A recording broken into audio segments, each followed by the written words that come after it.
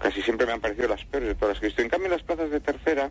Tiene más encanto. Es muy aleccionador, ¿no? Primero porque es una fiesta mucho más popular, es decir, a una plaza grande va el aficionado, ¿no? Sí. Cuando tú vas a un pueblecito va todo el pueblo, Está van claro. los niños, van las señoras... Como esta tarde en la Algaba o mañana también. Y eso es hermoso, ¿no? Porque verdaderamente te devuelve a la época en la que, bueno, los toros eran la fiesta de todo el mundo, ¿no? Es decir, el arte popular por excelencia. Y luego además ves también la grandeza del torero que va a torear una plaza de tercera y sigue poniendo lo mejor de sí, y también la vileza del mal torero que cuando va a una plaza de tercera pues hace una faena de aliño, ¿no? Y la verdad es que he disfrutado de faenas bonitas en plazas de tercera, y en concreto una de Ponce que me dejó muy marcado. Muy marcado, sí, me hizo reflexionar mucho, ¿no? Sobre la entrega del artista, ¿no? O sea, que estás toreando en una plaza de tercera que no va a salir reseñada en los periódicos, que no te va a ver nadie importante. Y hace ahí el esfuerzo. Y sin embargo haces ahí el esfuerzo, ¿no? Ahora, otro torero también que le ha llegado mucho a Juan Manuel de Prada es Manuel Jesús Hercís, que además se lo recomendó su amigo Ignacio Ruiz Quintano, fue a verle y dijo algo muy curioso, ¿no? Decía que tiene algo, este toreo de Salteras, que tiene algo de Santo de Berruguete y de Labrador de Gutiérrez Solana, y que además su toreo se pasea entre el más acá y el más allá. Explíqueme eso. Bueno, hombre, yo creo que el Cid, torero de Salteras, ¿no? La verdad es que para mí es uno de los más grandes que hay, ¿no? Hay alguno, desgraciadamente, que todavía no he podido oír y del que todo el mundo me habla maravillas. Pereira, ¿no? Pereira no lo he visto torear. Pues no se lo pierda, no se lo pierda, porque además ha reventado la glorieta de Salamanca y además, ayer, bueno, ha roto 3 o 4 plazas por detrás y es lo que les queda, ¿no? Yo estoy deseando verle en San Miguel, pero evidentemente es otro torero de esa hondura, de esa mirada que decía usted de a mí sí me parece un torero, bueno, sinceramente, en primer lugar me gusta de él su forma de ser, ¿no? Es un hombre muy espontáneo, muy sencillo, extraordinariamente sencillo, y entonces yo lo conocí personalmente antes de verlo torear, ¿no? Y me pareció un hombre estupendo. Pero luego lo he visto torear, ¿no? Y a mí me gusta mucho su toreo, ¿no? Porque es un toreo muy clásico, muy profundo.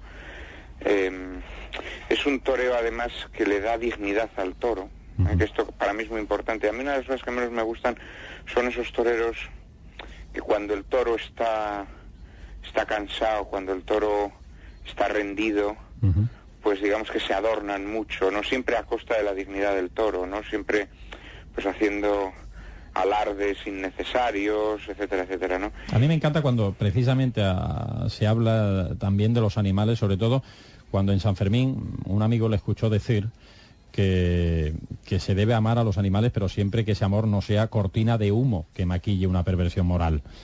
Es decir, anunciaba incluso el ejemplo, ¿no?, de que los militares, los alemanes del Tercer Reich admiraban y querían mucho a sus perros lobos, a los pastores alemanes, y después fíjate lo que hacían, ¿no? Es decir, sí, bueno, ahí está Hitler, ¿no?, que era un amante de los perros extraordinario, ¿no?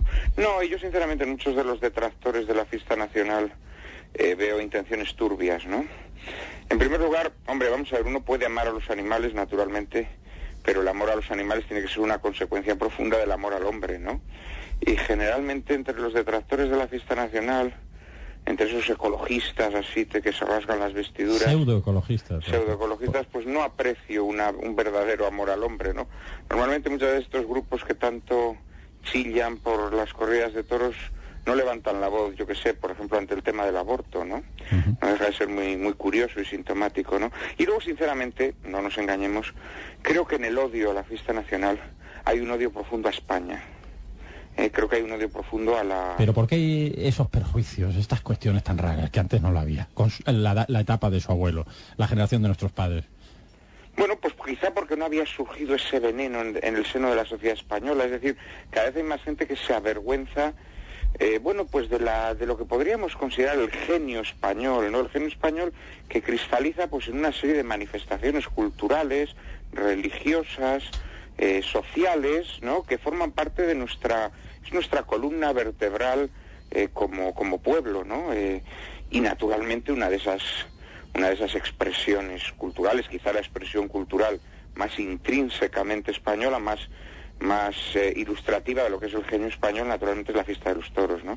Entonces yo creo que de forma un tanto irresponsable, pues se ha alentado desde instancias políticas, desde algunas instancias sociales, etcétera, etcétera, una especie como de aversión hacia lo español, ¿no? Anda que así. Si estuviéramos en América seguro que nos hubieran hecho ya la película que estamos deseando que nos la haga alguien, porque es que no hay forma de superar aquella otra llamada Torero de Carlos Velo de México del 56. No hay otra película de toros que sea igual o mejor que esta, es decir, no evolucionamos. Los americanos hubieran vendido el producto mucho mejor. No, es terrible, ¿no? Es decir, el divorcio que existe hoy entre la cultura oficial, digámoslo así, ¿no?, y la cultura popular, que es la cultura verdadera y que tiene su expresión máxima en el mundo de los toros, es un divorcio abismal, ¿no?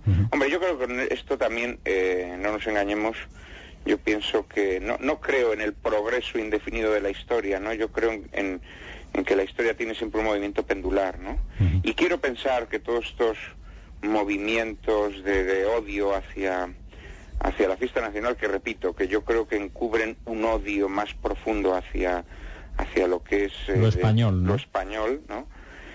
Yo creo que esto tiene que morir, ¿no? Porque no nos engañemos, son movimientos antinatura, contra natura, es decir, yo creo que la fiesta nacional tiene está impresa en nuestra genealogía espiritual, ¿no? Entonces es una cosa, no sé, sería una cosa grotesca, ¿no? Pensar lo contrario, ¿no?, que los españoles llegásemos a renegar, ¿no?, del arte que más nos identifica, ¿no? Y nos hace universales, pero evidentemente a lo mejor es que incluso los propios compañeros no somos capaces de sacar adelante esto. Es decir, no sé si usted sigue siendo muy seguidor de las crónicas taurinas de los medios, pero si es así, ¿en qué estado nos encontramos en los medios? ¿Realmente se podría o qué propondría usted para acentuar a lo mejor los festejos taurinos o los espacios de toros? Bueno, yo creo que en primer lugar habría que hacer mucha didáctica entre la gente, ¿no? Es decir, en primer lugar habría que mostrarle a la gente lo que hay detrás de ese toro que sale a la plaza, ¿no? Y creo que esto es muy importante, además, porque yo sinceramente, una de las razones por las que me he hecho aficionado taurino, yo soy una persona que ama mucho la naturaleza, ¿no?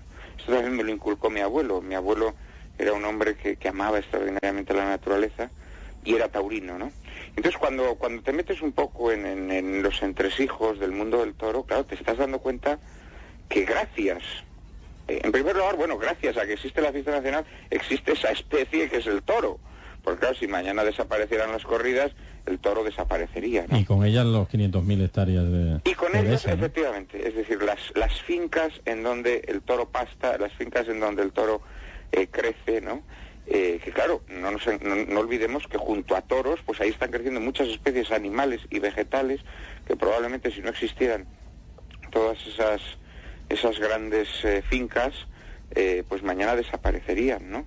Pero si eso desapareciese, inmediatamente la voracidad urbanística convertiría todos esos lugares en urbanizaciones de chales adosados, ¿no? Imaginados, ¿no? Es decir, es que lo que representa la fiesta nacional para la supervivencia del ecosistema ibérico es que es de un valor incalculable, ¿no? Y luego, claro, te das también cuenta, hombre, de lo que hay detrás, es decir, de la autenticidad de los hombres que se dedican al toro, ¿no? Es decir, ya no solamente los matadores de toros, sino el mayoral, el vaquero, toda esta gente que está acompañando al toro desde el momento que nace, ¿no? Es decir, hay una relación muy profunda entre el hombre y la naturaleza que cristaliza a través de la fiesta nacional. Y luego, claro, toda esta gente que dice que qué crueldad la muerte del toro. Vamos a ver, no existe ningún animal en régimen de explotación ganadera que lleve una vida tan enaltecedora como el toro. Yo invitaría a toda esta gente a que vaya a visitar una granja de pollos o de cerdos o de vacas para que vea cómo viven esos animales, estabulados, alimentados con piensos que aceleran su crecimiento, víctimas de todo tipo de hormonas y de productos químicos y sometidos a un estrés terrible, o sea, animales que viven ya no en una ausencia absoluta de libertad, sino bueno, en fin, en unas condiciones terribles, ¿no? Que luego cuando llegan a nuestros platos no somos conscientes de ello. En cambio el toro tiene una vida extraordinariamente enaltecedora, vive en libertad, pero es que además en el momento en el que se le da muerte, se le da la muerte más digna que se le puede dar a un animal, ¿no? Que es la muerte convertida en arte, ¿no? Y además no olvidemos que el toro, al menos por los